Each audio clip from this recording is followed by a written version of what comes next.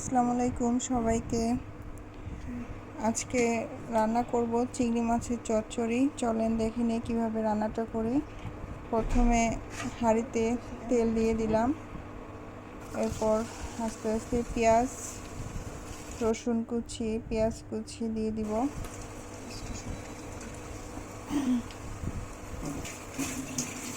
এটা একটু brown colour হওয়া পর্যন্ত ভাজতে হবে পেঁয়াজ রসুনটাকে। আজকে ছোট চিংড়ি রান্না হবে, আপনাদের দেখাচ্ছি আমি।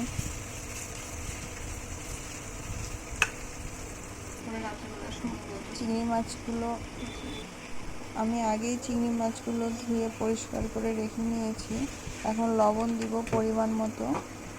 লবণ দিলে পেঁয়াজটা তাড়াতাড়ি কালার আসবে। হলুদ গুঁড়ো দিয়ে দিচ্ছি, মরিচ গুঁড়ো পরিমাণ মতো দিব,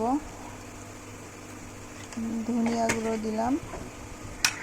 এবার এটাকে ভালো করে মশলাটাকে পেঁয়াজ রসুনের সঙ্গে কষায় নিতে হবে, কালারটা অনেক সুন্দর আসবে। এবার চিংড়ি মাছগুলো দিয়ে দিলাম। এগুলো সব ছোট চিংড়ি। চিংড়িটা অনেক ভালো ছিল, বাচ্চারা অনেক পছন্দ করে এই চিংড়ি মাছটা। এটা দিয়ে ভালোভাবে নেড়ে একটু মাছটাকে ভাজা ভাজা করে নেব, তাহলে মাছের ঘ্রাণটা অনেক সুন্দর আসবে, কালারটা অনেক দেখতে ভালো হয়। একটু হালকা ভাজা ভাজা করে নিচ্ছি। একটু নেড়ে চেড়ে ভেজে নিব মাছগুলোকে। এটা আরেকটু ভাজা ভাজা হবে, তারপরে আমি কিছুক্ষণ পরে একটু পানি দিব। একটু ভাজা ভাজা হোক, নেড়ে চেড়ে ভেজে নিচ্ছি আবারও। এখানে সবগুলোই চিংড়ি মাছ ছিল। মাছ আমি এইভাবেই ছোটো মাছে চিংড়ি মাছ রান্না করি। জানি না কে কীভাবে রান্না করে, এক একজনের রান্না এক রকম, তবে আমি আমার মতো করে রান্না করতেছি। কেমন হচ্ছে একটু জানাবেন। মাছগুলা এখন আমি পানি দেইনি, তখন থেকে ভেজেই যাচ্ছি।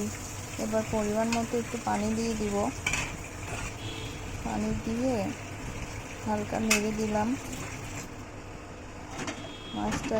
এখন কিছুক্ষণ ঢাকনা দিয়ে রাখতে হবে। একটু ঢাকনা দিয়ে দিলাম, মাছটা জাল হতে থাক কিছুক্ষণ। চিংড়ি মাছের ঘ্রাণটা অনেক সুন্দর আসতেছিল।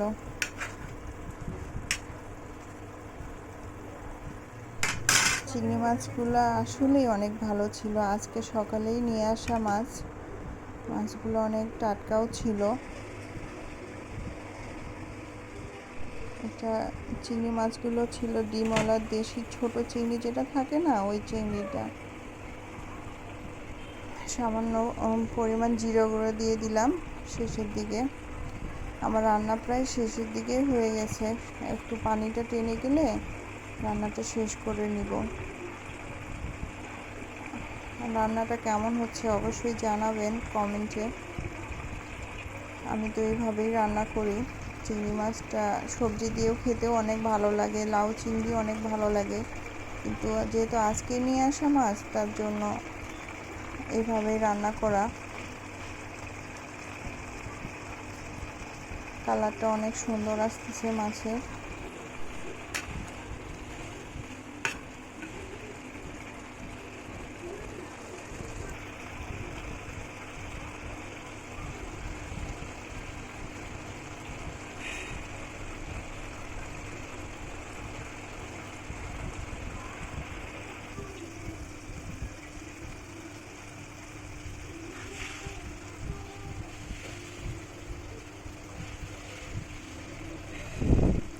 চিংড়ি মাছগুলো রান্না আমার প্রায় হয়ে গেছে, পানিটা শুকিয়ে গেছে অনেকটাই। আমি রান্নাটা মাখা মাখা করে নিব চিংড়ি মাছটা। রান্নাটা কেমন হয়েছে অবশ্যই জানাবেন।